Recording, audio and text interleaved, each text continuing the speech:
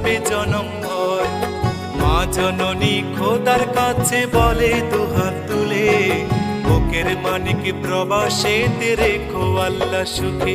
একজন প্রবাসী বড় মিথ্যেবাদী, ওরা শত কষ্টে বলে ভালো আছি।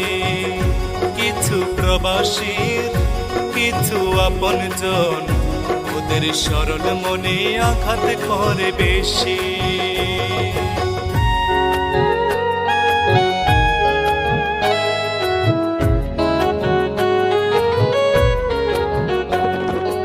অনেক ফল দেখতে ভালো, খেতে নয় মিষ্ট।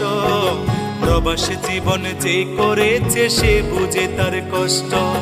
অসুখ হলেও কর্মজীবন চলে অবিরত, হালাল টাকা কামাই